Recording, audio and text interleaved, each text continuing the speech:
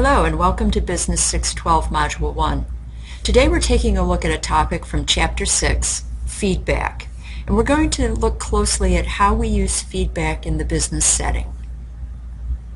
First, let's start off and define for ourselves what we mean by feedback. Feedback is a process where we verify messages and determine if the objectives of our company or our personal objectives are being met. So feedback can come in many different forms: written, oral. Feedback can sometimes even be simply body language or gestures that people use. And I know what you're thinking. Some gestures are rude forms of feedback. We'll stay away from them in this course. Some really common uses of feedback in the business setting are the two that are listed here. And the first is, it really allows leaders to know how they and the organization are doing. So it lets leaders know whether we're progressing to meet our objectives. The second most common use of feedback in the business setting is when we measure performance. And that's either individual or actually the performance of the organization or the performance of a team or group within the organization. Let's consider the forms of feedback for a moment. The first form of feedback that we experience probably first in our lives, in our personal lives, and actually in the workplace as well, is simple questioning. And when we question for feedback, we need to make sure that we're asking questions that actually invite and encourage a response. Sometimes when we're questioned, we ask really closed questions that don't really offer the hearer or the receiver a chance to engage or respond. The second form of feedback that we commonly see is paraphrasing. And when we paraphrase, we actually ask our receiver or our hearer of the message to restate the message in his or her own words.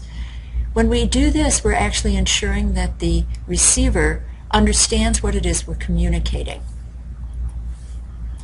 And finally, a form of feedback that we often discount or fail to consider is actually just allowing time for comments and or suggestions.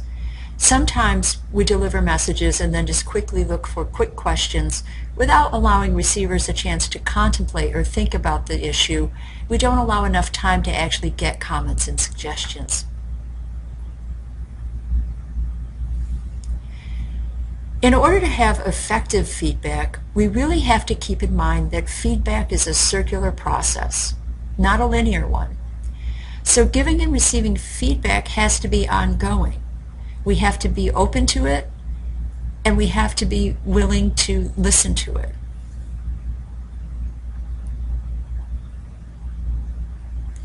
A common form of feedback that people are usually fairly uncomfortable with is criticism. When you get criticism, you have to be willing to, first, view it as an opportunity to improve yourself. Criticism frequently isn't meant to simply attack you personally.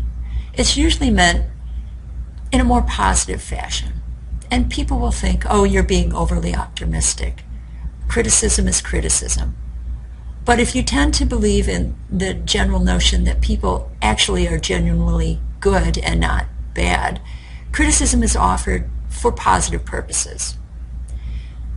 Next, when you get criticism, you really need to stay calm, because in many ways it does feel like a personal attack, and you can feel as though someone is personally judging you or denigrating you.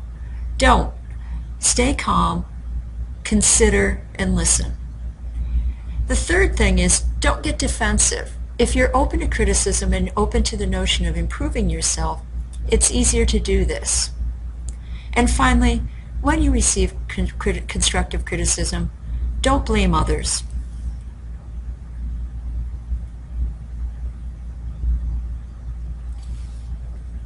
Our common approaches to getting feedback on messages that we deliver frequently don't work, and there are a couple of reasons for this. First, we have a tendency to send the entire message and then assume that the message has been conveyed with a mutual understanding. This means we deliver the entire message and then just assume that the receiver is hearing it the way we are delivering it or intending it to be delivered, when in fact the receiver might be receiving it in an entirely different manner. Another reason why our common approaches to getting feedback don't work is that we follow this entire message delivery with a quick question of, do you have any questions? And we don't really allow the receiver time to contemplate or think about the message they've received, and we don't give them time to formulate or ask meaningful questions.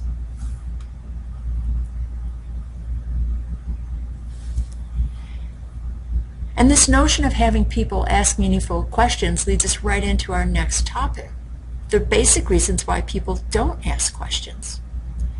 Oftentimes, receivers feel like they're ignorant. They feel like they may be the only person in a group or in a room who doesn't understand what the speaker has just said, or doesn't understand the email that's just been sent. Sometimes receivers actually are ignorant. And here we're not using ignorant as a derogatory term. We're actually just using it to represent its true meaning, that they don't know, they don't understand. A third reason why people don't ask questions, especially in the work setting where we have power dynamics at hand, is that receivers are often reluctant to actually point out the sender's ignorance. So if the sender has said something that's incorrect, the receiver, out of politeness and out of concern for their position in the power structure, doesn't want to point out that the sender's wrong. And finally, we always have to consider that receivers have cultural barriers. Just like a sender has cultural barriers, the receiver has cultural barriers. And in some cultures, it's inappropriate to question a boss or a superior or an elder.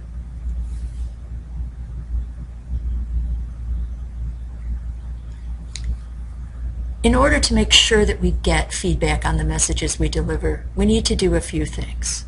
First, always remain open to feedback. This means allowing yourself to listen and hear, and also allowing adequate time for feedback. We have to make sure that we're aware of our nonverbal communication. Although we might ask whether or not there are any questions, if our nonverbal communication communicates that we don't have time for questions, we'll shut down the communication process. We also have to make sure that we ask questions in order to get feedback. Asking questions prompts the receivers or alerts them to the fact that we're actually open to receiving feedback. Using paraphrasing is often a great technique to ensure that you receive feedback.